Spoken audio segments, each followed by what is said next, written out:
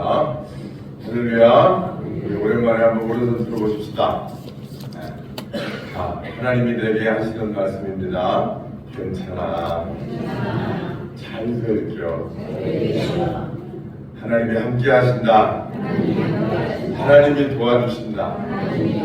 잘 들죠. 할렐루야. 꽃피는 4월이 왔습니다. 따뜻한 날씨가 됐어요. 생명이 있는 곳에는 따뜻함이 있어요. 그런데 생명이 사라지면 거기는 차갑고 딱딱해지는 그런 일이 있습니다. 밥도 식으면 딱딱해지더라고요. 떡도 금방 한 떡은요 말랑말랑하고 그렇게 맛있을 수가 없어요. 근데 식고 나면 딱딱해서 먹기가 어려워요. 짐승도 죽고 나면은요 금방 딱딱해지기 시작해요. 생명이 있는 곳에는 열이 있습니다. 열이 있으면 따뜻해요. 물질에만 국한된 게 아닙니다. 심령도 그렇습니다. 심령도요 하나님의 영이신 성령께서 역사하시면 심령이 따뜻해져요. 그런데 하나님의 영이 떠나시면 심령이 딱딱해져요. 성경은 그런 상태를 완악한 것이다 이렇게 말씀하고 있습니다. 심령이 완악해지는 거예요.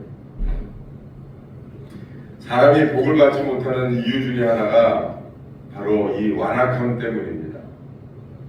오늘 본문 말씀에 보면 바리새인들이 예수님을 함정에 빠뜨리려고 했어요. 예수님은 늘 사랑이라고 말씀을 하고 복음을 전파하셨기 때문에 안식일에 병자를 고치는지 안 고치는지 그걸 시험하는 거예요. 안식일이라고 병자를 안 고치면 예수님은 사랑이라고 말씀하신 그 말씀에 위배가 되는 거고, 또 그렇다고 해서 안식일에 병을 고치면 안식일을 범하는 게 되기 때문에 이러지도 저러지도 못할 때에 바리새인들이 예수님에게 병자를 데리고 왔어요. 어떻게 해야 됩니까? 예수님이 딱 보니까 바리새인들이 자기를 시험하려고 하는 걸 아셨어요. 2절 말씀 보니까 사람들이 예수를 고발하려 하여 안식일에 그 사람을 고치시는가 주시하고 있거늘, 예수님이 그 손바른 사람에게 일어나라 그러시더니 그 손바른 자를 고치시는 거예요. 고치시기 전에 그 바리새인들에게 이렇게 물어보십니다. 안식일에 선을 행하는 것과 악을 행하는 것, 생명을 구하는 것과 죽이는 것 어느 것이 옳으냐 하시니 그들이 잠잠하거늘 말을 못하는 거예요. 본인들도 예수님 말씀이 옳거든요. 옳은 것을 인정하지만 받아들이지 못하는 거예요. 이해하고 옳다고 인정하지만 받아들이지 못하는 거예요. 왜 그러냐? 심령이 완악해서 그래요. 분명히 옳은 게 맞아요. 옳기 때문에 행해야 되는 것도 맞아요. 옳기 때문에 받아들여야 되는 것도 맞아요. 그런데 그렇게 하기 싫은 거예요. 그게 완악함이에요. 5절을 함께 읽어봅니다. 5절 시작. 그들의 마음이 완악함을 탄식하자 노하심으로 그들을 둘러보시고 그 사람에게 이르시되 내 손을 내밀라 하시니 그 손이 회복되었더라. 예수님이 그 바리새인들이 하는 것을 가만히 보고서 보니까 자기네들이 다 이게 옳다고 하는 것을 인정하고 이해하고 있으면서도 말이에요, 그거를 받아들이기가 싫어서 말을 못하고 있으니까 예수님이 그 완악함을 보시고 탄식하시면서 노하셨다는 거예요. 여러분, 우리 마음이 완악하면 예수님이 탄식하시고 노하세요. 우리의 마음을 완악하게 하지 말고 우리의 마음을 부드럽게 하시기를 주의 이름으로 축원합니다. 신앙생활하는 데 있어서 마음이 완악해지는 것은요 참 불행한 일이에요. 이 마음이 완악하다고 하는 날이 뭐냐? 히브리 말로 하체크라고 하는 말인데요. 마음을 굳게 하다, 딱딱하게 하다, 문을 닫아버리다 이런 뜻이에요. 마음의 문을 딱 닫아버리는 거예요. 그리고 옳다고 인정하지만 문을 닫아버리고 더 이상 받아들이지 않는 거예요.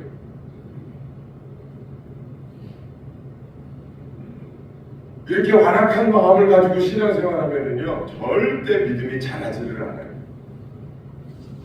여러분, 부드러운 땅에, 생명이 있는 땅에 씨를 심어야 거기서 여러분 싹이 돋고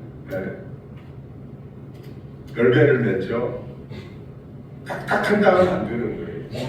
우리의 심령이 완악하고 딱딱해지면은요 하나님의 영도 역사하시지 못하고 하나님의 말씀이 심겨질 자리가 없는 거예요.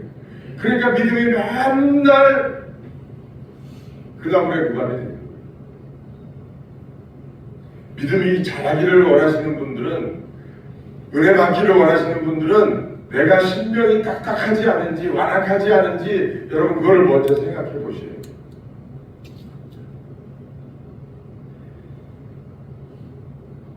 하나님은 우리의 심령이 부드럽게 되게 하시기 위해서 하나님은 때론 사람을 만지실 때가 있어요. 근육도요 딱딱해질 때는 어떻게 해요? 막 주무르잖아요. 그렇죠? 딱딱해지고 막 일하느라고 피곤해서 근육이 경직됐을 때는 따뜻한 손으로 안마를 해주면은요 부드러워진다고, 따뜻해진다. 따뜻해지면서 부드러워져요. 하나님도 우리의 심령을 안마해 주실 때가 있어요. 은혜를 주셔서 부드럽게 하실 때가 있다고요. 근데 우리 마음이 완악해서 말이에요. 그걸 받아들이지 않고 은혜를 배척하면 안 되는 거예요. 하나님의 은혜와 하나님의 말씀을 있는 그대로 받아들이려고 하는 자세가 참 중요해요.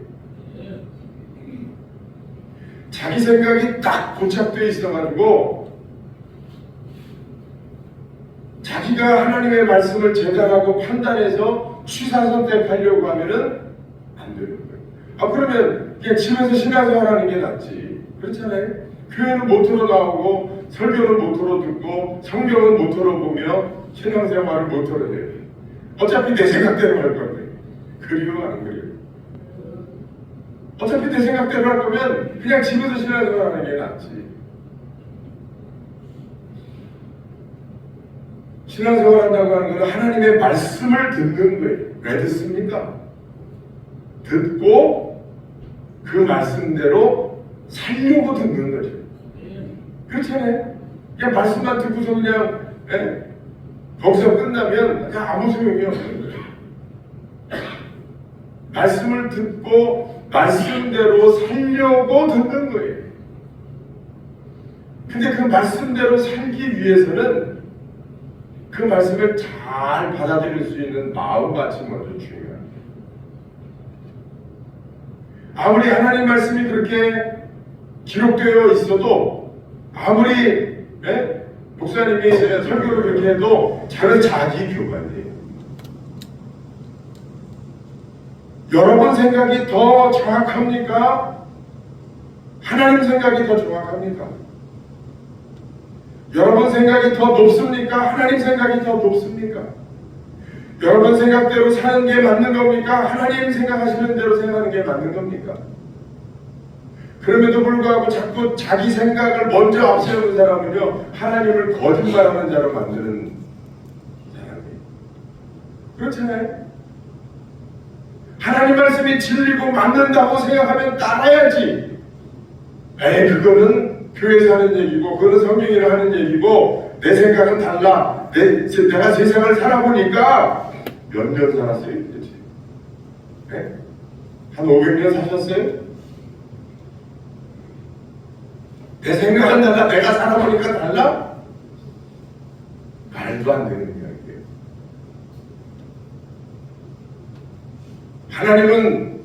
인생이 이렇다고 이렇게 살아야 된다고 하나님이 말씀하시는데 그 말씀을 어떻게 배척할 수 있습니까? 그 말씀대로 안 산다고 하는 것은 하나님을 거짓말하는 자로 만드는 사람이에요.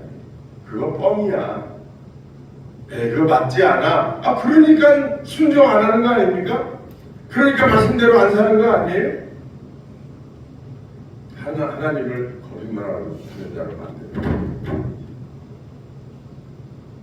마음이,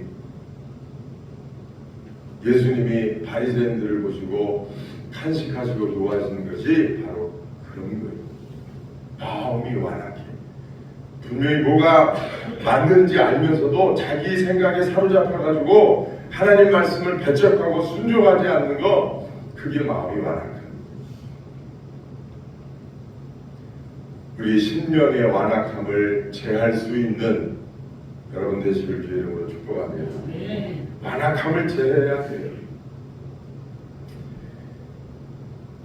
조선 말년에 우리나라가 왜 망했느냐? 마음이 완악해서 망했어요. 변화를 두려워했어요. 변화를 두려워했어요. 세계가 막 변하고 있는데, 세계 정세가 막 변하고 있는데, 세계가 막 돌변하고 있는데, 우리나라는 나라를 문을 닫고서 개방을 하지 않고, 우리 양반이 최고야. 우리는 우리 식대로 살아야 돼. 우리는 우리만의 방법이 있어. 새하 오랑캐가 들어오면 망하는 거야 하면서 마음을 완악하게 했기 때문에, 그래서 세계는요, 그때 그 당시에 조선 만료에요, 제국주의가 성행을 했어요. 영국, 프랑스, 독일, 미국 이런 강대국들이요, 식민 정책을 막 폈어요. 그들이 발전한 문물을 통해서, 발전한 무기를 통해 가지고 그 힘을 확장하는 시기였어요. 그래서 아프리카, 아시아의 약소국들을 식민지화하면서 자신들의 힘을 팽창하는 시기였어요. 그 당시에 일본은요, 아시아의 강국이었어요. 일본은 메이지 유신을 통해서 자신들을 변화시켰어요. 신무기와 신산업으로 나라를 무장을 하고서 첫 번째로 먹잇거리로 삼은 나라가 조선이었어요. 우리가 무슨 힘이 있어요? 우리는 청나라의 기대부사로 썼다고요. 청나라. 그런데 청일전쟁에서 일본이 이겨버렸어요. 그러니까 자연히 우리는 청나라를 섬기다가 일본을 섬길 수밖에 없다고 누구나 다 그렇게 생각을 하는 거예요. 우리조차도 그렇게 생각을 하는 거예요. 갑신정변에 의해서 우리나라가 일본의 식민지화가 됐어요.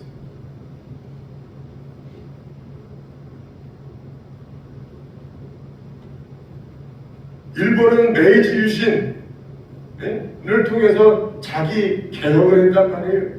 중국은 등소평이 정권을 잡으면서 개방 개혁을 했어요. 흥묘, 백묘, 전에는 중국들도 자기 생각이 딱 있었는데, 중국은요, 공산주의, 사회주의 그런 체제를 보수하면서 서양 나라들이 하는 자유경제, 그 자유경제 시장, 그거를 부인했어요. 공산주의가 최고라고 생각을 했어요. 근데 등소평이 그게 아니야. 흥묘, 백묘, 검은 고양이면 어떻고 흰 고양이면 어때? 쥐만 잘 잡으면 되지. 네? 그러면서 생각을 바꿨어요. 그러면서 시장 경제를, 자유경제 시장 체제를 조금 받아들였어요. 거기다가 사회주의 옷을 입혀가지고 반반, 양념 반, 치킨 반 하듯이 사회체제를 그렇게 바꿔서 개방 개혁을 하고, 외국의 좋은 것들을 받아들여가지고서 중국을 바꿔나가기 시작했어요. 그랬더니 오늘날에 중국이 된 거예요. 지금은 미국도 무시를 못해요. 내 생각, 내 관념만 고스란히 고수하면서 바뀌지 않으려고 하면요 절대 사람은 발전이 없어요. 아니 다른 것도 아니고 하나님의 말씀인데 그 하나님의 말씀을 듣고 그래 이 말씀대로 살아야지, 그래야 정답이 있는 거지, 이 말씀대로 살아야 생명의 길이 있는 거지, 이 말씀이 진리지, 진리니까 따라서 살아야지, 진리를 떠나서 어떻게 인생이 잘 되기를 바라는가. 세상 사람들이 잘 먹고 잘 사는 방법대로 사는 그거를 쫓아가면서 세상은 그렇지 않아, 하나님의 말씀은 교회에서 하는 거지 세상 살아가는 건 그런 게 아니야.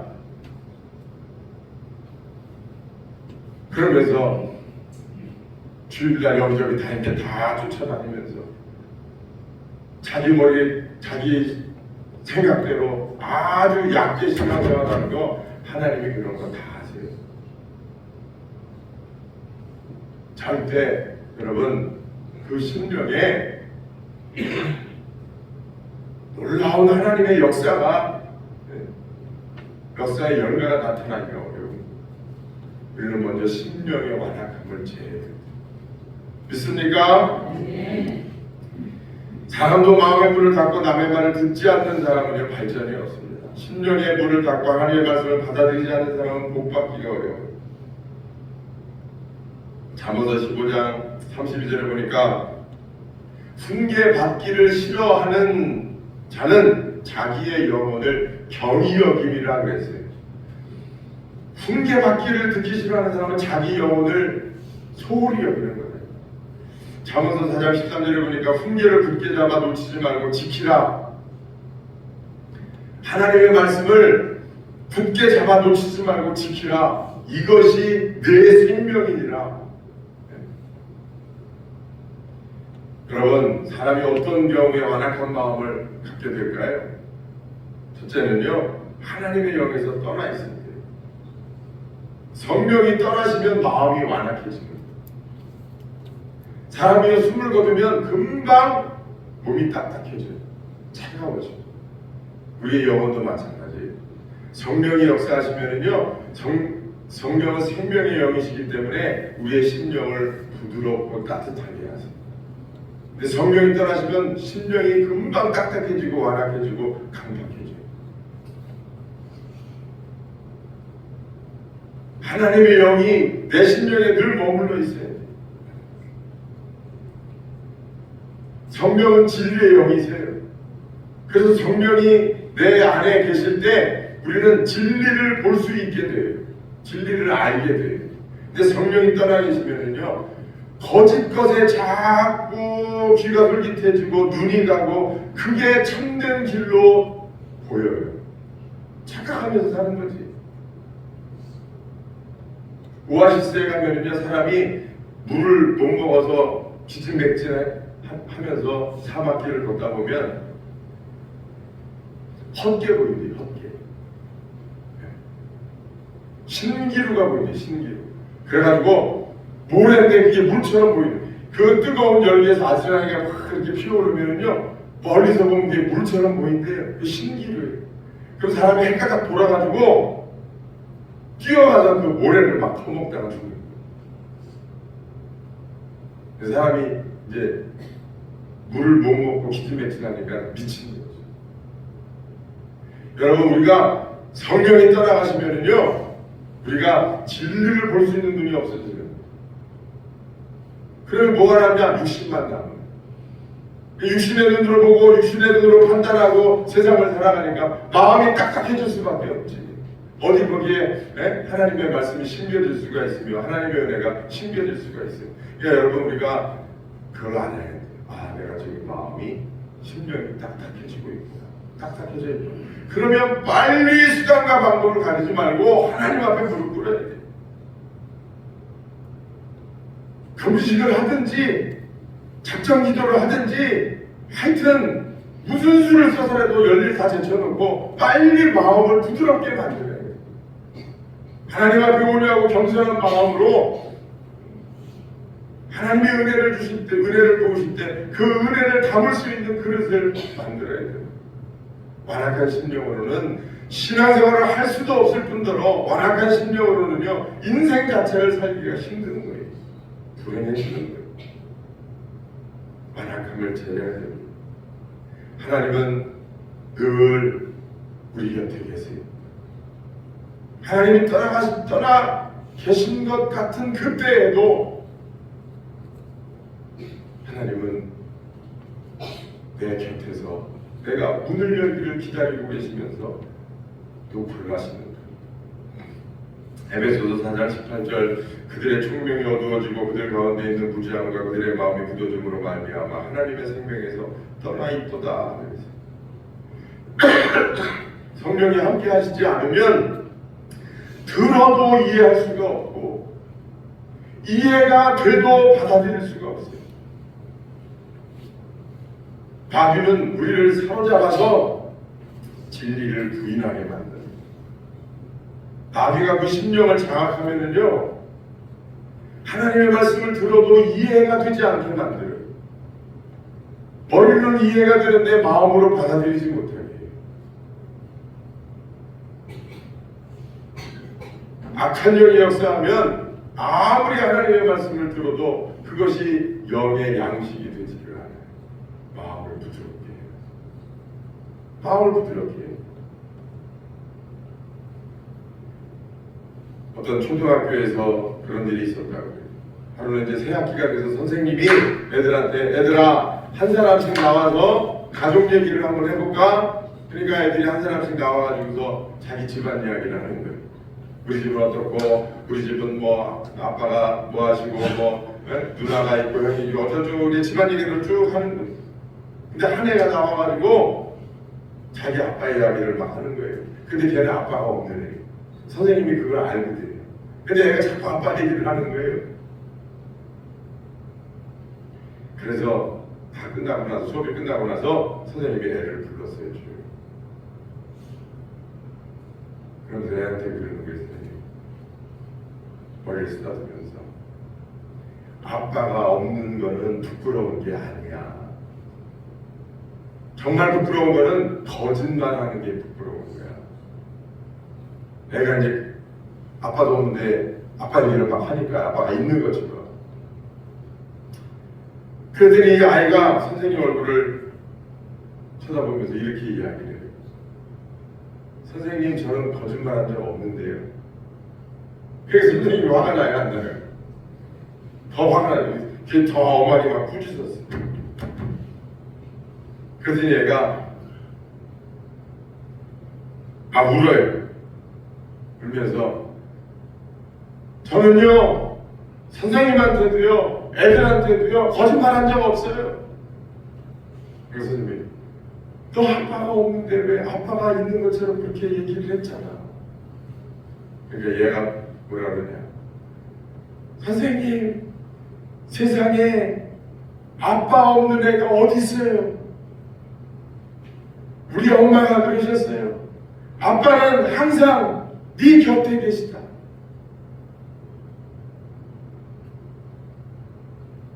아빠는 항상 네 곁에 계시다. 우리 아빠는 항상 내 옆에 계시다고 우리 엄마가 그랬어요. 그 선생님이 생각해보니까 얘가 앞에 나와서 뭐라고 했느냐. 아버지는 항상 내 곁에 계십니다. 따뜻한 햇님처럼 푸근한 달님처럼 아빠는 항상 내 곁에 계십니다. 나는 아빠를 사랑합니다. 그랬던 거예요.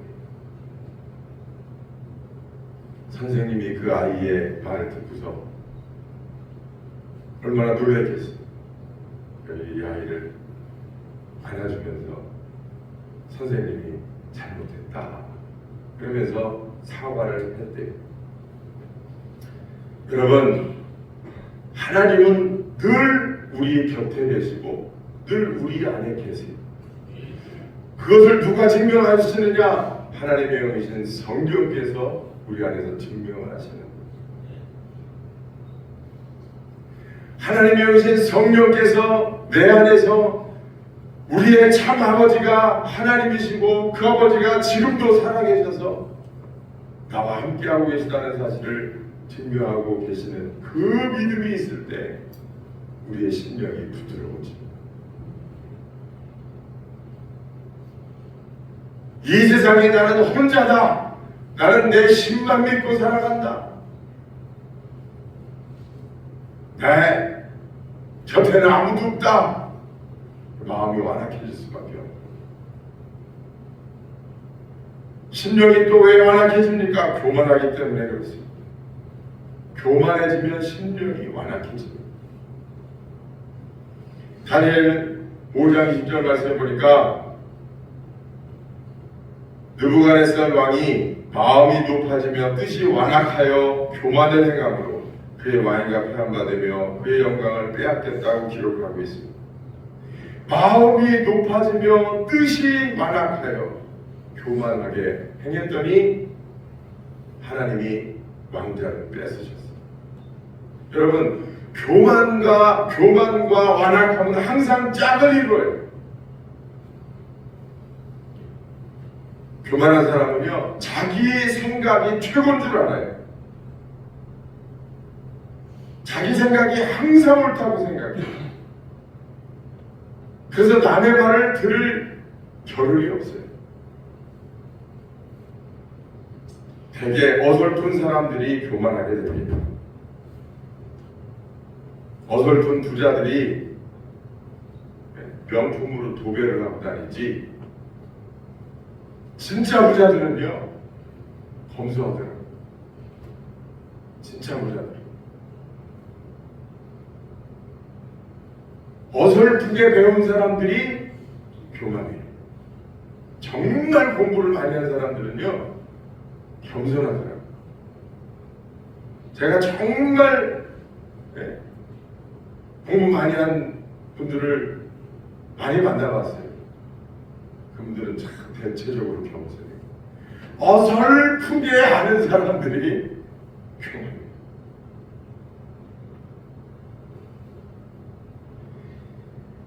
어설프게 똑똑한 사람들, 어설프게 출세한 사람들, 자신이 대단한 줄 알고 그게 다인 줄 알아요. 그래서 교만합니다. 그래서 마음이 늘 강팍하고 완악합니다. 이 세상에서 가장 불행한 사람은 교만한 사람입니다. 하나님께서 가장 복을 안 주시기 때문에 그렇습니다. 교만은 패망의 선봉입니다. 교만은 주변의 사람들을 떠나가게 합니다. 사람들은요, 마음이 완악한 사람을 누구나 싫어해요. 사람들은 마음이 부드러운 사람을 좋아합니다. 마음이 완악한 사람은 싫어요. 교만은 나 자신으로 충분하다고 생각하면서 하나님을 의지하지 않고 마음을 완악하게 해요. 교만은 내가 중심에 있어요. 하나님이 중심에 있을 수가 없어요. 그러니까 교만한 거예요. 교만은 내가 첫 번째예요. 항상. 하나님은 두 번째. 그러니까 마음이 완악할 수밖에 없어요. 그러니까 교만과 완악은 항상 따라다녀요.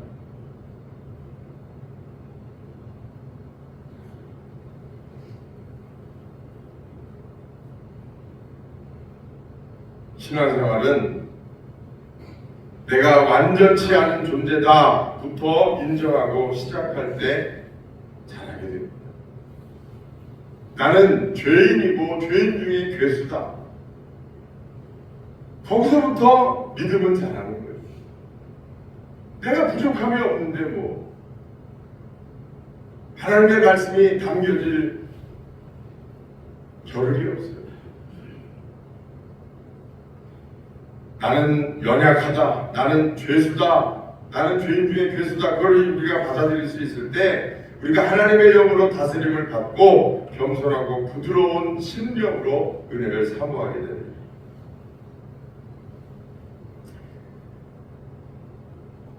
마지막으로 또 한 가지는요, 우리가 언제 마음이 완악해지게 되느냐? 욕심 때문에 완악해지게 됩니다. 하나님보다 욕심이 중심에 있으면요 심령이 완악해질 수밖에 없어요. 왜냐하면 그 욕심이 우상이 돼서 하나님의 말씀이 들려지지 않는 거예요. 하나님이 자꾸 권면의 말씀을 주시고 하나님이 자꾸 양심의 문을 두드릴 때 반복적으로 그 욕심이 우상이 돼서 하나님의 말씀을 자꾸 쳐내는 거예요. 그게 자꾸 반복되다 보면은요, 나중에는 신명이 완악해지는 거예요. 하나님의 말씀을, 권면의 말씀을 하시고 하나님이 회개할 기회를 주실 때 빨리 돌이켜서 마음을 부드럽게 해야 되는데, 욕심이 중심이 되고 욕심이 우상이 돼서 욕심이 앞서다 보니까 하나님의 말씀을 자꾸 쳐내는 거예요. 받아들이지 않는 거예요.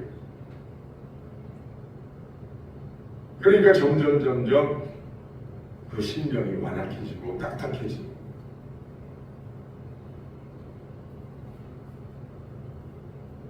처음엔 양심의 찔림을 느끼지만 반복될수록 마음이 굳어지고 회개가 사라집니다. 이런 상태가 지속되면 결국 하나님의 책망에도 전혀 반응하지 못하는 그런 심령이 돼요. 디모데전서 4장 2절에 그것을 양심이 화인 맞은 자라고 표현을 합니다. 양심이 화인 맞은 자가 돼서 하나님 앞에 돌이키지를 못해요. 그리고 욕심이 중심이 되고 욕심이 우상이 되다 보면 자꾸 남하고 비교하고 시기하고 질투하게 돼요. 그러니까 심령이 병이 들어가는 거예요. 병이 들어가면 딱딱해집니다. 완악해져요. 욕심은 우상숭배. 그래서 욕심이 잉태한 즉 죄를 낳고 그 죄는 장성해서 사망이 됩니다. 마음을 완악하게 하면은요, 점점 사리분별을 못해요. 마음이 완악해지면. 그렇잖아요. 진리의 영이 떠났는데 어떻게 사리분별을 하겠어요? 그냥 욕심이 주인이 되는 거예요. 욕심이 주인이 됐어요. 그 욕심에 끌려서 인생을 살다 보니까 영혼은 엉망이 되는 거예요. 심령은 완악해져서 하나님과는 전혀 관계가 없는 그런 인생을 살아갑니다. 사랑하는 여러분, 내 심령은 나의 거예요. 나의 거. 누구의 것도 아니고 내 거야. 내가 관리를 해야 돼요. 우리가 육신이 병들고 어려워지면 육신을 관리하잖아요. 병원도 찾아가고 좋은 것도 먹고 운동도 하고 이것저것 하면서 관리를 하잖아요. 우리 신병도 관리를 해야 돼요. 세상에서도 여러분, 내 심령이 완악해지고 강팍해져 있으면 그 심령을 걱정하면서 하나님 앞에 무릎 꿇고 하나님 떠나서는 살 수 없습니다.